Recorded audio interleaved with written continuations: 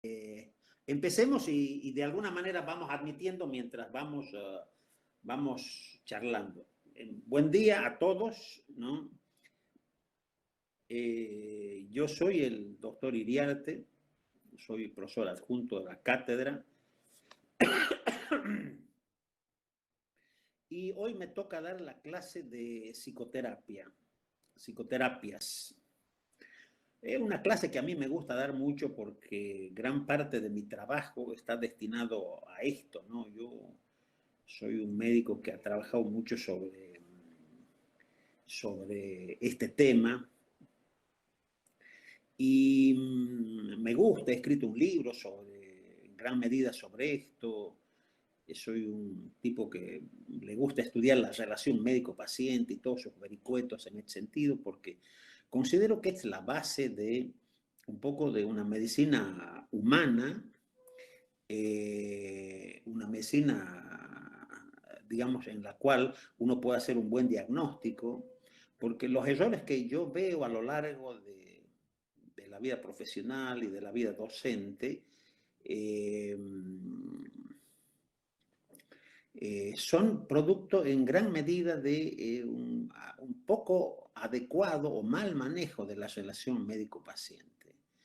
Es decir, cuando la química, usando esta metáfora de la relación es buena, los elementos semiológicos surgen casi con naturalidad. Aparece la transferencia, aparece una serie de cosas que son de absoluta utilidad para poder entender, diagnosticar y entender lo que significa el problema en la psiquiatría y en sus diversas patologías.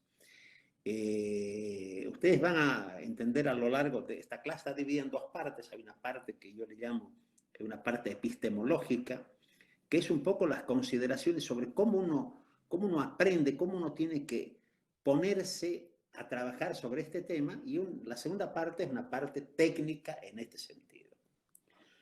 Lo que me olvidaba decirles es que si tienen alguna pregunta, alguna cuestión, me la hacen, yo voy viendo cómo se las respondo. A mí me encanta que me interrumpan, no tengo ningún problema en ese sentido, porque eso le da un dinamismo a la clase y de paso me voy relacionando con ustedes. Esto en lo presencial esto tiene un valor mucho más rico en este sentido y de alguna manera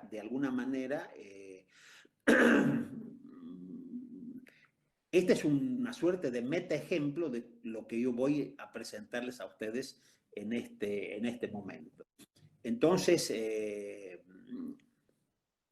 esta es un poco la idea con la cual yo estoy intentando transmitirles esto, que para mí es básico. Es decir, los procesos psicoterapéuticos dependen en gran medida de la relación que uno establece con el paciente. Y el experto es uno. Hagan la especialidad que ustedes quieran. Pueden hacer oftalmología, anatomía patológica, pero depende del tipo de relación que ustedes establecen con la gente para que esto mejore en ese sentido. Por supuesto, cada especialidad tiene un manejo distinto, tiene particularidades. Sería muy bueno tener otra clase y hablar de las particularidades de cada especialidad, pero no nos da el tiempo en esta cuestión. Cualquier problema con el audio, con esto, por favor, me hacen saber inmediatamente. Entonces, vamos a empezar con un poco una definición de lo que son las psicoterapias. Henry, un viejo maestro, un tipo excelente para mí, uno de los psiquiatras francés, y ha muerto, uno de las mentes más esclarecidas en la psiquiatría mundial. Él decía de que la psicoterapia es el tratamiento basado en el uso de la palabra. Fíjense ustedes, ¿no? El tratamiento basado en el uso de la palabra. Y fíjense la importancia de la palabra. Si uno compara hoy en día la palabra de hoy, hablando en abstracto en ese sentido, la palabra está muy devaluada, oiga.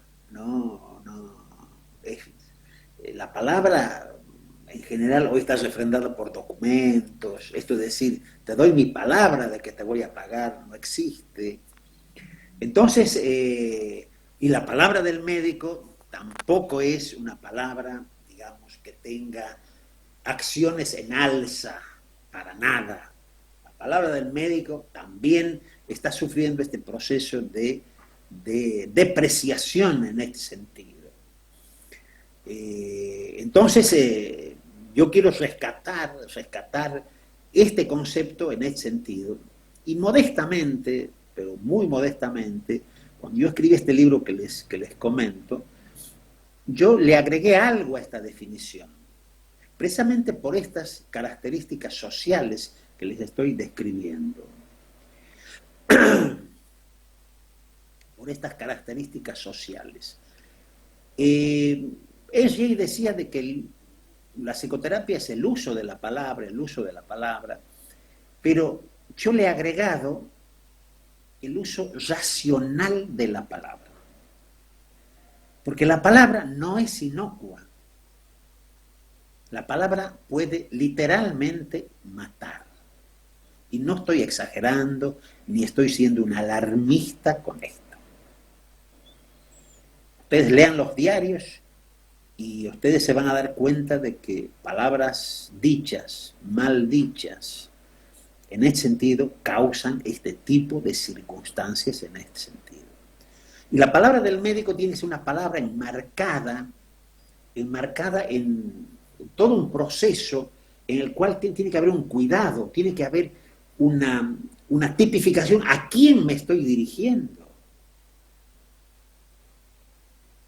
No es lo mismo hablar con la gente de los valles calchaquíes que con la gente de Hierbabuena o del Canal Norte.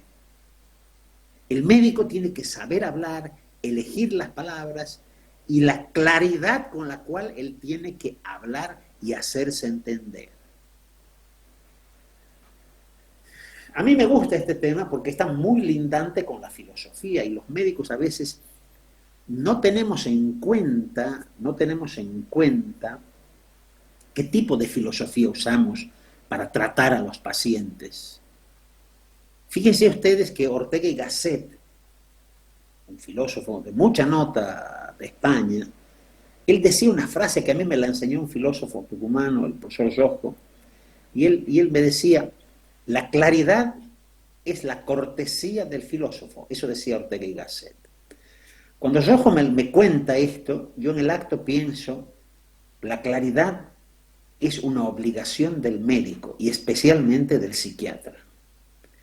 Porque un poco nuestro lenguaje es de una terminología, de una hermenéutica un poco diferente de lo que es el resto de la clínica, pero no tan diferente. Entonces nosotros debemos, no es una gracia, debemos ser muy claros al poder expresarnos y el paciente tiene que irse con un solo problema, no con dos problemas, que es el problema que lo trae y el problema de no haber entendido qué es lo que dice el médico en esta cuestión. Entonces, fíjense ustedes la importancia que yo le doy al hecho de la palabra. Entonces, la palabra va a construir con el paciente algo que se llama relación. Y en esta relación va a cabalgar la comunicación que uno pueda tener. Son elementos insustituibles en el manejo del proceso psicoterapéutico. No es lo mismo decir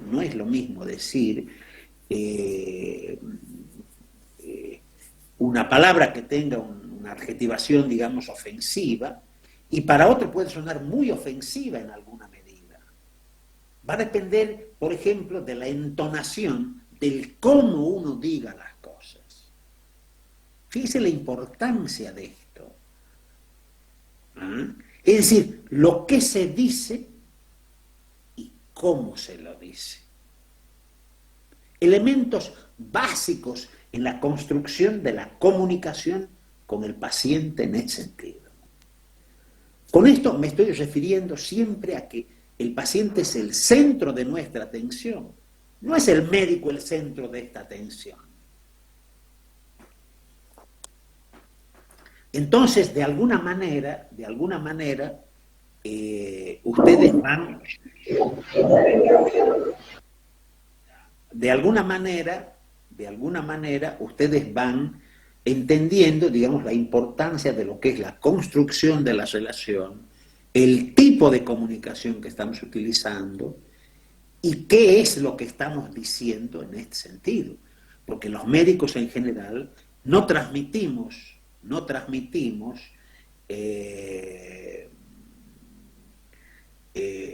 noticias buenas. Nosotros en general transmitimos noticias pesadas, desde la muerte de alguien hasta la enfermedad grave de alguien.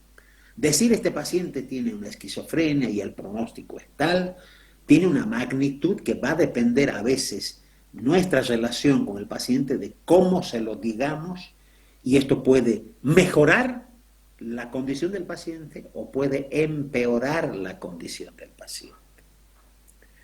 Entonces, ustedes dense una idea de que estos son los elementos que van constituyendo este proceso de conexión con el paciente, y hace falta un elemento más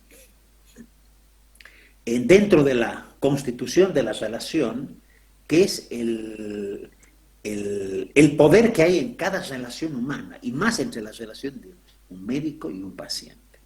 ¿Qué quiere decir esto de que en una relación entre médico y paciente hay una cuota de poder? Ustedes ya están advirtiendo el poder que tienen a través de la información, a través del conocimiento que ustedes tienen, por ejemplo, para diagnosticar. Para decirle a alguien, por ejemplo, usted está hipertenso. Ustedes ya tienen ese conocimiento y es un poder. Saber utilizar ese poder para poder transmitir, y que de alguna manera esto sirve en beneficio del paciente. Porque muchas veces los médicos nos ponemos en una situación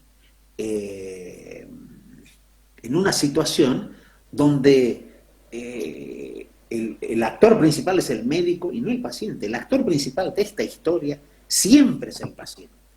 Nosotros somos actores secundarios en este sentido. Entonces, el cómo se lo dice y el cómo uno maneja el poder, de alguna manera, va a tener mucho que ver en el tipo de relación y en el pronóstico de nuestra relación con el paciente, y probablemente en el agravamiento de algunos síntomas en ese sentido, especialmente en esta especialidad. Un pequeño paréntesis para que ustedes entiendan esto. Un pequeño paréntesis. Ustedes están atendiendo a un chico de 18 años que ha abusado de una menor de 3 años. Y depende cómo ustedes digan esto, con qué circunstancia pueden examinar esta situación y de qué manera pueden describir lo que están observando, para que este chico pueda de alguna manera tranquilizarse, aunque sea parcialmente, en su violencia, o exacerbar esto. ¿Cómo se exacerbaría esto? Si ustedes, por ejemplo, interpretarían esto como un juicio de valor. Los médicos no hacemos juicio de valor. Nosotros describimos una situación. Por más de que esto sea una situación de alta complejidad, donde nos tocan las fibras más íntimas, en ese sentido. Si uno ha hecho un juicio de valor sobre qué barbaridad, por utilizar un término académico en ese sentido, ha hecho este chico, lo que estamos haciendo es amplificar la violencia, y fuera del consultorio esto puede desatar una serie de cuestiones. Y que uno por ahí no ha tenido conciencia de esto. Fíjese la importancia del poder que uno tiene y de cómo decir las cosas en el sentido. Entonces, para refrescar un conocimiento, lo que yo he transmitido en este último párrafo de la clase es cómo manejar la transferencia y cómo manejar la contratransferencia. Me gustaría, anímense a definirme qué es la transferencia y qué es la contratransferencia. Algún valiente, escudado en la tecnología. Esto me gusta verles las caras a ustedes, pero a ver, alguna definición, no importa que no sea la más prolija. A ver, ¿quién se anima a definir esto que acabamos de ver y que han debido ver en el segundo año en este sentido? ¿Ah? ¿Alguien se anima?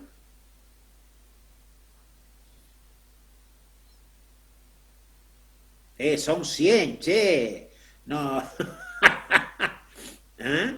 A ver, alguien... ¿Me están siguiendo con la... A ver, vamos a ver si están escuchando, capaz que... ¿Ah?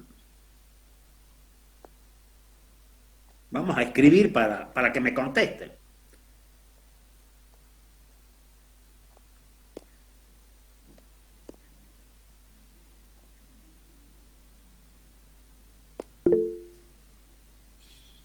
A ver, vamos a ver si han escuchado la pregunta. ¿Ah? Digan que sí, no, digan no. ¿Ah? Puede ser que transferencia sea la información que nosotros recibimos, o sea, que nos transfiere el paciente, y contratransferencia lo que expresamos inconscientemente nosotros. Pero qué gran... ¿Cómo es tu nombre? Raúl, Raúl, excelente lo que... En la precariedad que te has expresado, está excelente lo que dices. Está excelente. Es decir, si lo afináramos un poco, diríamos, la transferencia es la expresión de ideas, imágenes y sentimientos del paciente hacia uno. Y la contratransferencia es lo que sentimos a través de estos sentimientos, imágenes e ideas que nos transmite el paciente. El hecho de decir, es una bestia este chico que ha abusado de una menor, es un fenómeno contratransferencial. Pero hay que saber manejar, para eso estamos estudiando esto, para eso estudiamos todo esto. Por eso ustedes se dan una idea de la importancia de las relaciones en ese sentido y cómo es la posición del médico frente a esto. Porque muchas veces nos convertimos en jueces de lo que estamos viendo. Y esto es lo peor de todo. Nosotros somos médicos, nunca desnaturalizar esto. Nosotros estamos para describir y descubrir una serie de situaciones que le pueden ser de utilidad al paciente. Raúl, excelente lo tuyo, excelente. ¿Alguien quiere agregar algo más? Doctor, por ejemplo, cuando usted decía el caso del, del adolescente que había abusado y eso, por ejemplo, si en el caso del psiquiatra o la psiquiatra tiene una hijita, por ejemplo, de esa misma edad, a veces es difícil, digamos, poder separarse de, digamos, pues, justamente esa contratransferencia. Suena como una consulta, Facundo, te aviso, ¿no? Está muy bien lo que planteas, está muy bien lo que planteas. Por eso, de alguna manera, uno tiene que tener muy claro qué es lo que examina y quién es uno en esta cuestión. Una de las dificultades mayores que tiene el médico de hoy es que no sabe qué hacer, no con este tema que es mucho más complejo, no sabe qué hacer con sus angustias, no sabe qué hacer con sus ansiedades en esta cuestión. Porque los médicos, como cualquier ser humano, nos asustamos cuando vemos un cuadro complicado. Pero uno tiene que transformar a través de la resiliencia, de la capacidad de algo negativo, de hacerlo algo positivo, transformarlo en un hecho en que podamos decir, bueno, esto es lo que vamos a hacer en determinadas cosas. Por eso no todos pueden dedicarse a la cirugía cardiovascular, no todos pueden ser clínicos, no todos pueden ser anatomos, ni todos pueden ser psiquiatras. Cada uno tiene que, de alguna manera, ejercitar lo que mejor le conviene en ese sentido. Por eso es el tema de la vocación. Y si a vos te gustaría la psiquiatría y tendrías que enfrentarte con esto, este es el primer trabajo práctico que vos tienes que empezar a trabajar frente a esto. No te quepa ninguna duda. Ahora, dense cuenta de cómo las preguntas dinamizan esto y uno puede hablar y explayarse un poco más y ustedes aprender un poco más en este sentido. Si alguien quiere comentar algo más, con todo gusto, con todo gusto.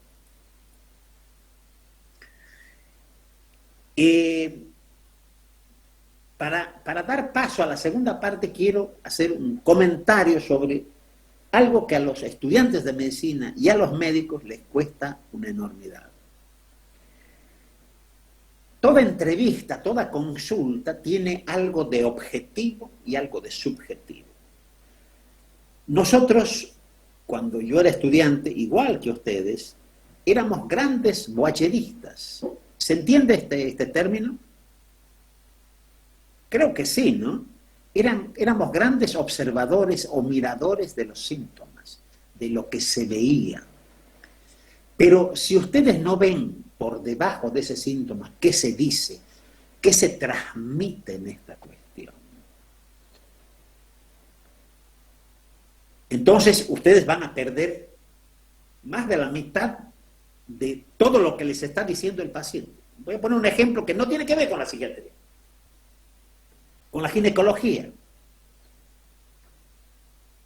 Las embarazadas, la obstetricia en este caso, también los ginecólogos escuchan mucho esto, son médicos de cabecera de muchas mujeres. A veces va a la consulta una mujer embarazada de 4 meses y la ginecóloga o el ginecólogo se da cuenta que está tristona, no está en la vena que suele estar esta paciente. Entonces, si la ginecóloga, el especialista es pícaro, va a saber preguntar, si te noto raro, y eso ya es lo subjetivo, te noto algo tristona. O no va a decir esto, ¿saben por qué? Porque sus angustias le impiden. Dice, no me voy a meter en esto. Le tomo la presión, le mido la panza, se acabó la historia, le pido los análisis, se acabó la historia. Pero si uno indaga en lo subjetivo, uno se puede encontrar con esto. Y que la paciente le diga, sí, estoy triste porque mi marido creo que se porta mal.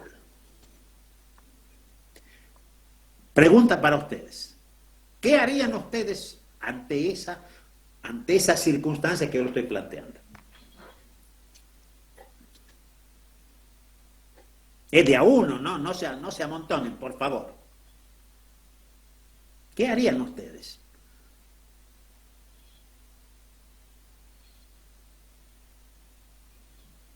Yo le preguntaría si quiere hablar de eso, y si quiere hablar de eso, le escucho.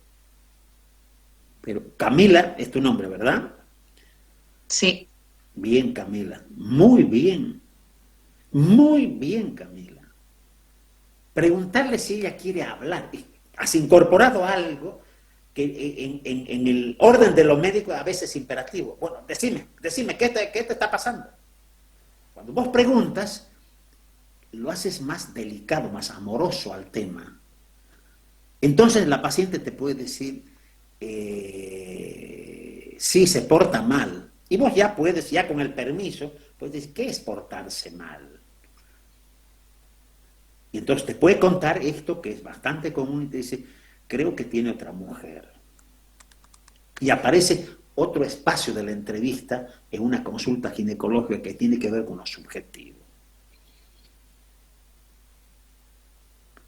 Creo que este ejemplo y esta participación de ustedes realmente ayuda a que ustedes entiendan lo subjetivo de esto. ¿Ah? Esto es lo importante de esto. Si no, somos tuertos que miramos con el ojo de la objetividad una sola parte de la clínica en este sentido. Es decir, no, tenemos que mirar con 2 ojos y encima tenemos que cruzar en el quiasma para poder decodificar qué significa esto. Este ejercicio que hemos hecho con vos, Camila, ha sido mirar con 2 ojos y entender. Esto es cuando se cruzan en el quiasma los nervios ópticos y uno puede entender, dice, con razón esta mujer tiene 16 de presión en este sentido. Entonces vos vas a hacer otras cosas totalmente distintas. Vas a poder escucharla, puedes entender un poco cuál es el volumen de este problema que tiene esta persona y poder derivarla en algún momento o poder contenerla en ese sentido sin necesidad, por ejemplo, de llegar a darle un antihipertensivo, un ansiolítico, cuando la palabra es el mejor de los ansiolíticos que hay en este mundo. La palabra y una buena escucha es lo mejor que hay en este sentido. Entonces, fíjense ustedes, ¿no? Cuando participan ustedes, me ayudan y ustedes entienden mejor y se van entendiendo mejor lo que yo quiero decir. Bien. ¿Alguna otra pregunta? Bien. Ahora vamos a pasar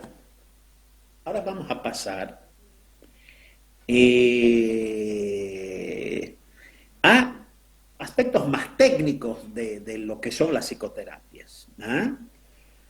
Se clasifican, tienen distinto tipo de clasificaciones, por ejemplo, según el número, en individuales, grupales o familiares. Es decir, atender una persona, una pareja, una familia, implican complejidades diferentes en ese sentido. Muchas veces es necesario que los cónyuges vengan porque a veces son temas que están muy inherentes a la relación vincular o por ejemplo, chicos que por ahí tienen algunos síntomas en esta cuestión. ¿Ah? Entonces, de alguna manera,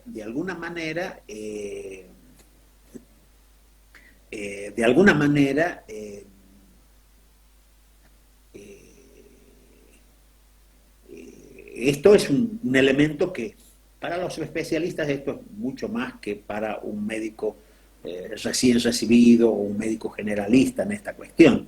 Pero medianamente, a ver, ustedes están de guardia en el hospital y alguien ha hecho un accidente cerebrovascular y está la familia ahí esperando algún comentario, alguna devolución de ustedes. Es importante atender a este grupo familiar, etcétera, etcétera. Las parejas tienen que ver más con lo técnico en esta cuestión. ¿Ah? Esta es un poco una primera clasificación. Según el objetivo terapéutico,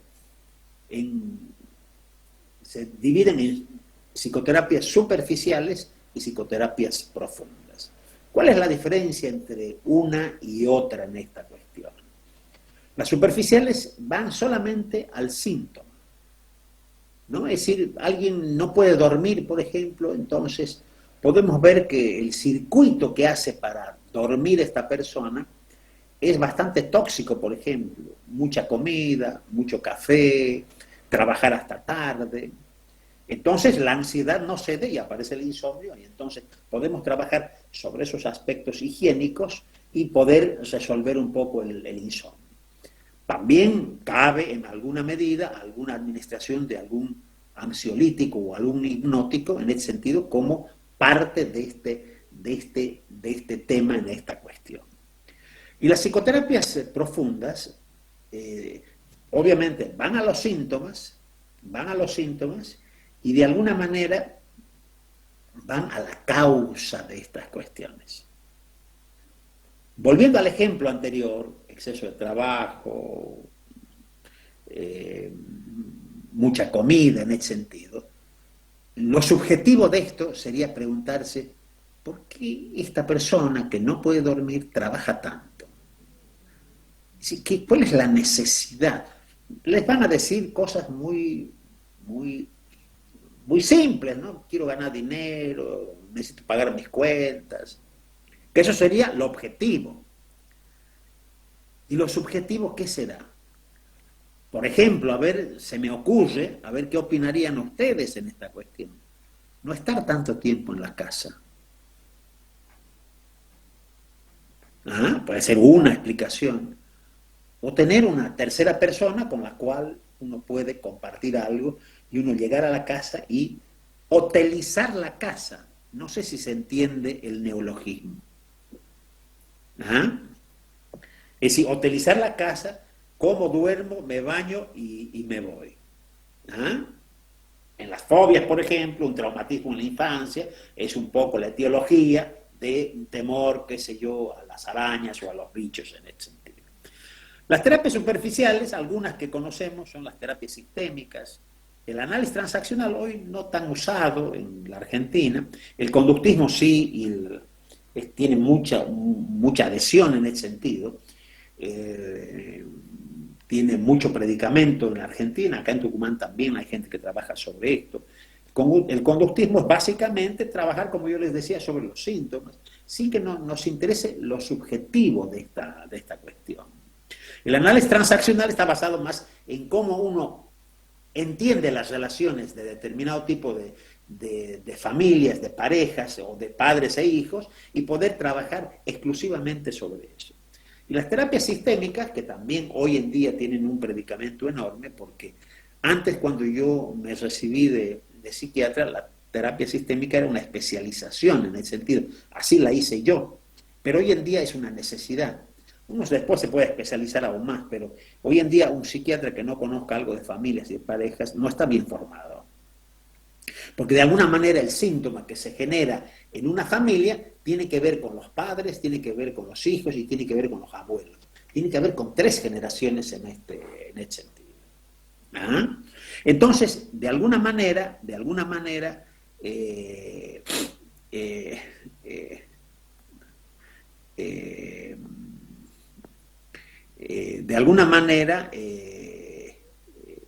vamos entendiendo este tipo de situación en ese sentido, ¿no? Las terapias, es decir, un síntoma habla de lo que pasa en un organismo, pero nunca está desconectado de este núcleo fundamental que es la familia.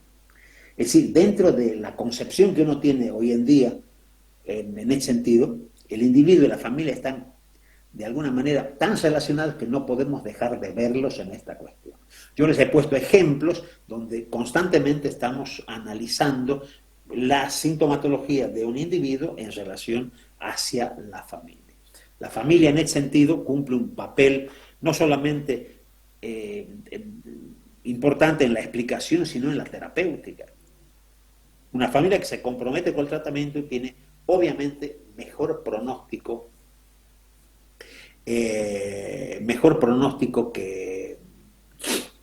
que otras donde el paciente está muy solo en esta cuestión. Dentro de las profundas tenemos el psicoanálisis, una herramienta terapéutica importante, de mucho predicamento también acá en Tucumán, en la Argentina, donde las bases de esto están dadas por un poco el descubrimiento de lo inconsciente, como hace Freud a través de un poco la interpretación de los sueños.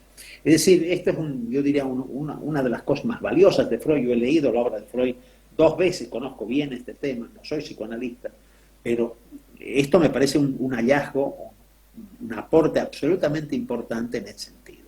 Porque de alguna manera el hecho de que uno pueda ver la censura como un elemento y la descripción del super yo en ese sentido es muy valioso en este tema. La descripción de la primera tópica de Freud, el yo, el ello y el super yo, habla de este tipo de descripción del aparato psíquico en ese sentido. El yo es la construcción un poco del ello y del super yo. El ello es lo instintivo, lo primitivo, que todo el mundo tiene, y a cada edad tenemos siempre algo de instintivo y de ello. ¿Ah? Es decir, uno va al banco, por ejemplo, está por pagar una cuenta y ve una torta así de plata en ese sentido y dice, ¿cómo me gustaría tener esa cantidad de plata? ¿Me la podría robar? Eso es lo instintivo.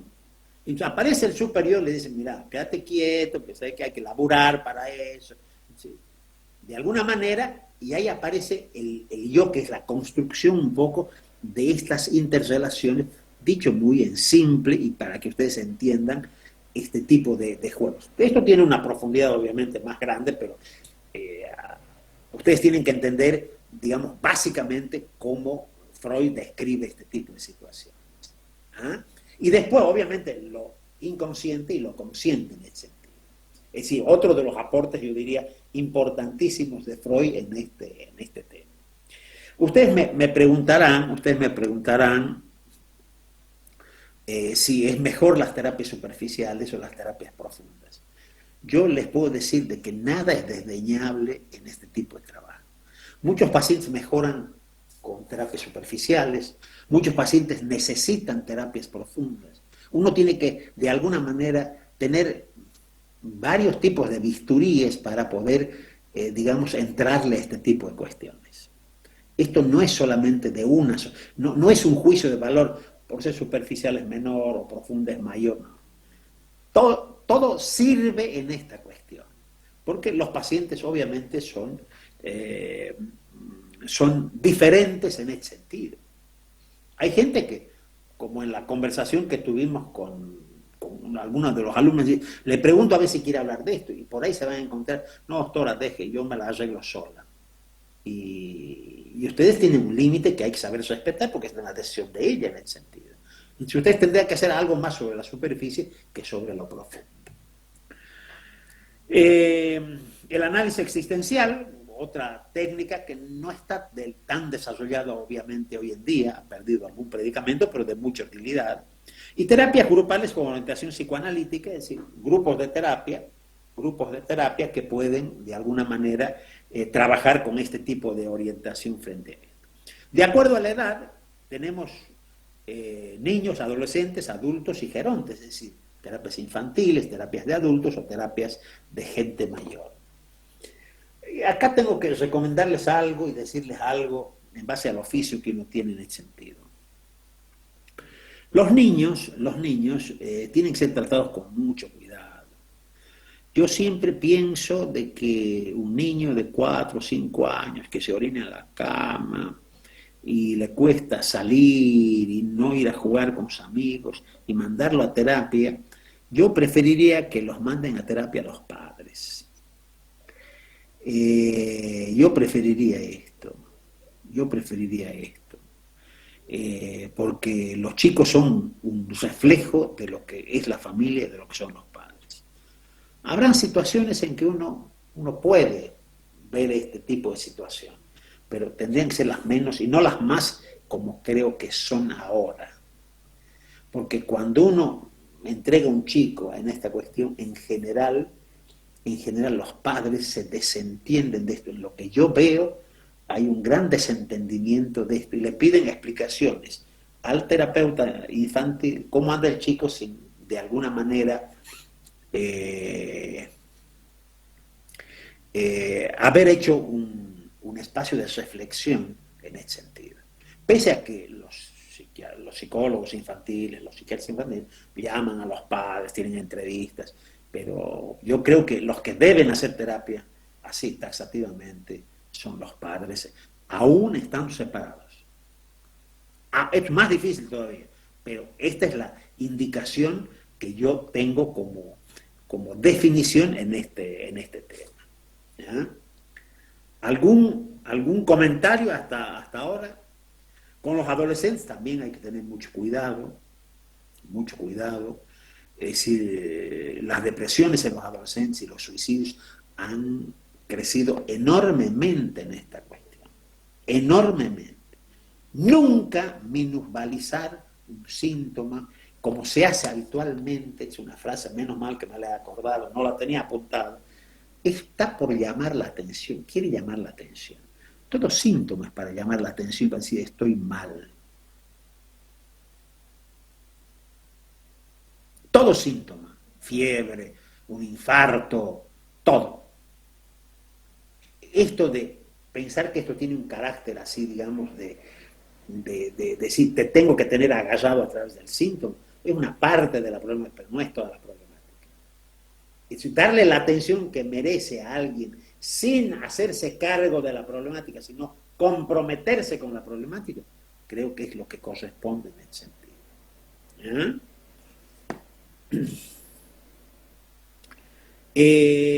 Adultos, gerontes, hay que tener cuidado con la gente mayor, saber qué decir, cómo decir.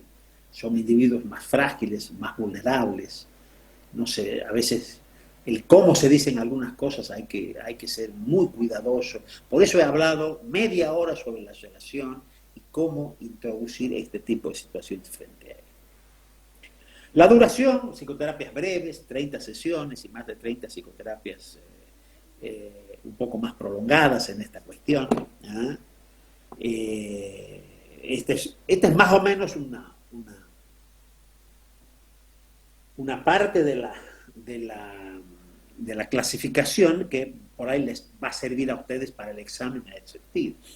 Preguntas de examen, así cuando uno va y pregunta en el examen, diferencia entre las psicoterapias superficiales y profundas, qué opinión tiene de la relación médico-paciente, qué es la transferencia y la contratransferencia, es decir, son preguntas básicas.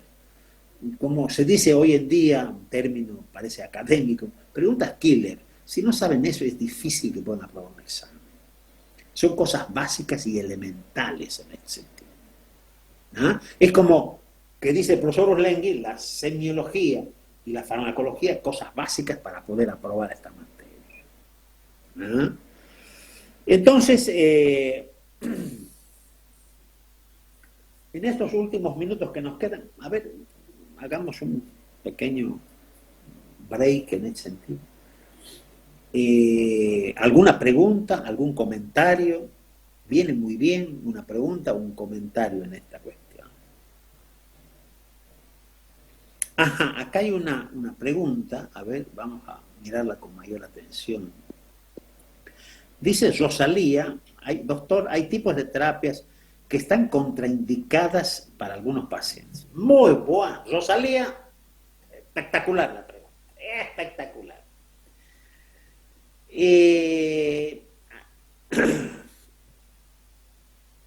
Por ejemplo, a ver, hay varias cosas que considerar en este sentido.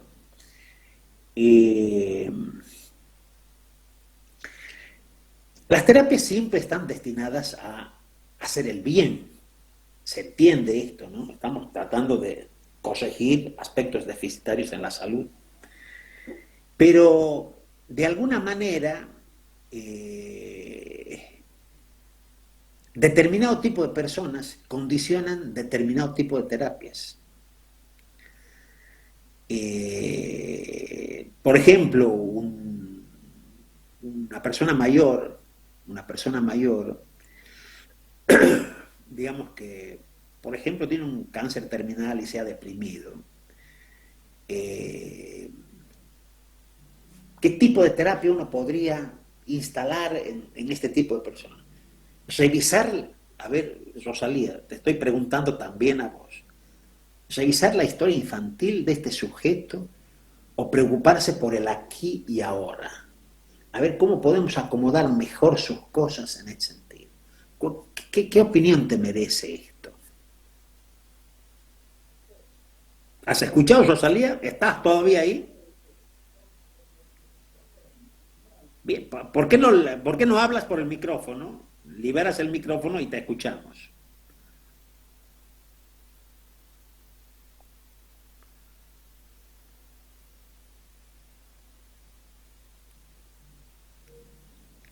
Ahí está, perdón, no podía conectarlo. No, no hay problema, no hay problema. A ver, te he preguntado algo, a ver, ¿qué opinas de esto? Una persona de 70 años con un cáncer terminal y va a terapia. ¿Habrá que revisar toda la historia de él? ¿Habrá que revisar el aquí y ahora? ¿Qué se te ocurre? Y yo creo que sería mejor ver el ahora como para poder ayudarlo a sobrellevar esa enfermedad que tiene ahora, que no era de algo que viene desde chico, Muy me bien, imagino. muy bien. En algún momento puede surgir algo de la infancia, pero que sea un poco a sugerencia de él, que sea transferencial y no que sea contratransferencial. ¿Se entiende la diferencia? Sí, ¿Ah?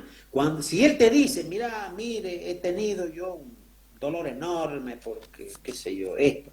Algunos dolores están condicionados, no tenemos una experiencia, digamos así, científica, pero se supone con alguna razón, creo yo, de que algunos dolores pueden generar algún tipo de cáncer. Entonces, sí vale en esta cuestión.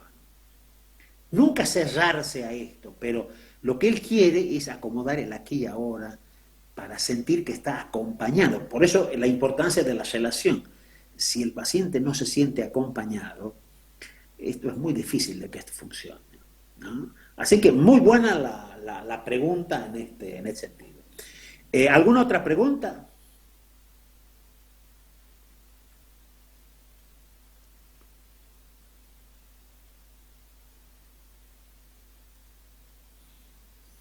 Bien, vamos a seguir con un par de cositas más en este sentido. A ver. Hay algo más que quisiera mencionarles. Dentro de lo social, hay psicoterapias de orden comunitario. Por ejemplo, los planes de poder generar alcohol en gel, agua potable, en barrios carenciados, son proyectos de asistencia comunitaria que tienen que ver con lo terapéutico, con la psicología comunitaria, elementos básicos en ese sentido. Uno no tiene necesidad, digamos, de hacer intervenciones terapéuticas para generar terapéuticas saludables en este sentido. ¿Ah?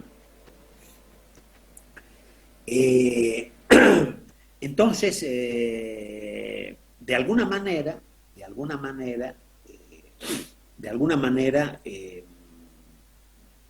vamos a admitir esto como válido en esta cuestión, ¿no? Entonces, doctor, ahí le escribieron una pregunta. Bien, sí, ya la contesto. Gracias, Jorge Luis. Gracias, ya la contesto.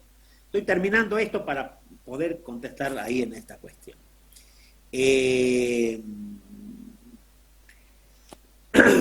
En los hospitales, especialmente en los hospitales psiquiátricos, existe lo que se llama la comunidad terapéutica, donde uno, de alguna manera, examina terapéuticamente toda la institución. Pero la institución no es una institución de piedra o de ladrillos. Está construida por humanos, y los humanos construimos a veces salud y a veces mucha enfermedad. También es otro elemento en este sentido frente a esto. En relación a esta pregunta, la terapia de la Gestalt o la terapia de la silla vacía está contraindicada en algún tipo de paciente.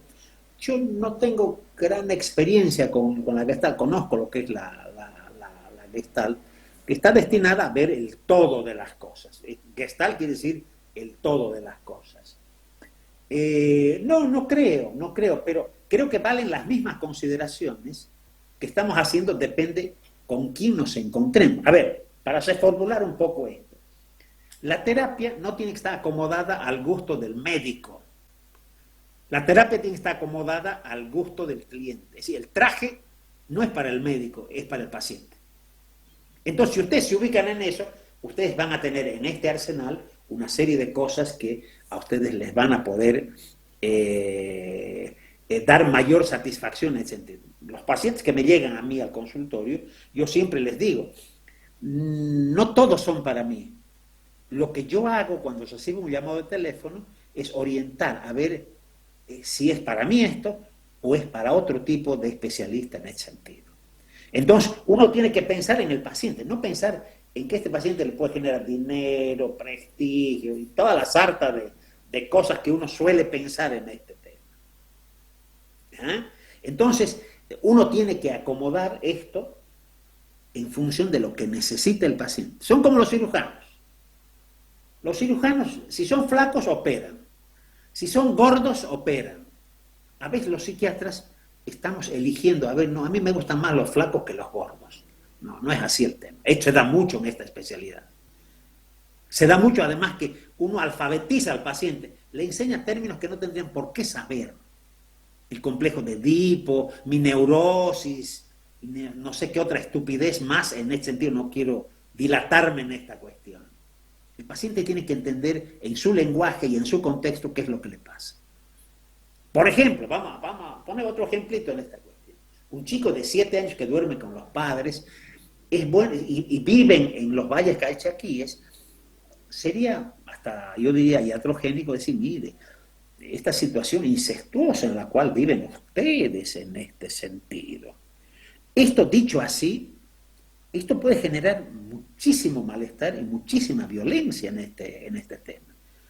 Ustedes me dirán, pero doctor, hay que sacarlo al chico de la cama. No, estoy de acuerdo. Pero lo que estamos observando no es el concepto, sino el procedimiento. Yo utilizaría otro tipo de medios para que los padres son de los valles calchaquíes, no son de Hierbabuena o de Canal Norte o de Valle Norte.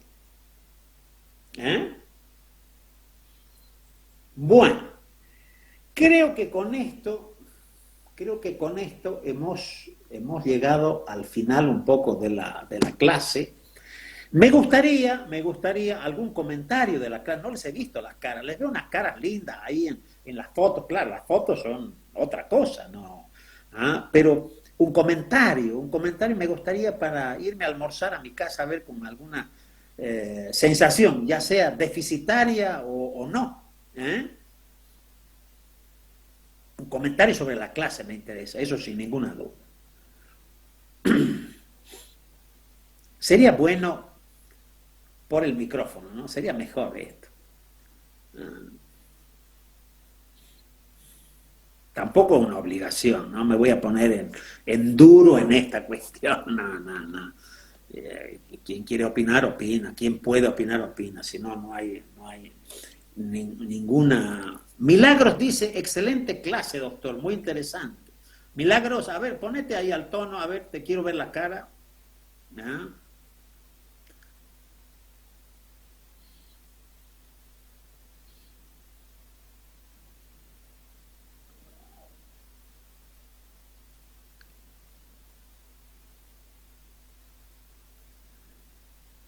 No tengo para la camarita. Dice, bueno, está bien, te agradezco el comentario, Milagros. ¿Algún otro comentario? Jorge, vos que estás ahí con los pelos al viento, ¿algún comentario?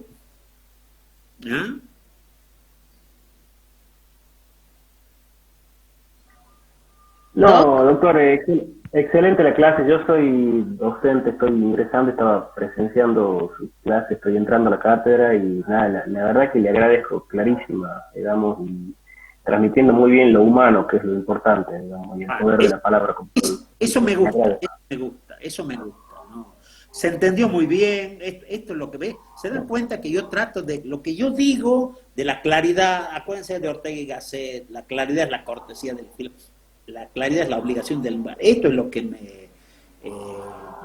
me importa, y con esto me voy un poco más tranquilo, pese a la dificultad, la virtualidad, lo lindo es chichonear en vivo, ustedes, me encanta a mí dar clases, yo viviría dando clases en ese sentido, pero bueno, ahí le están haciendo devolución a los chicos. Muchas gracias, doctor, un abrazo. Bueno, les agradezco que hayan venido, que hayan escuchado y nos estamos viendo,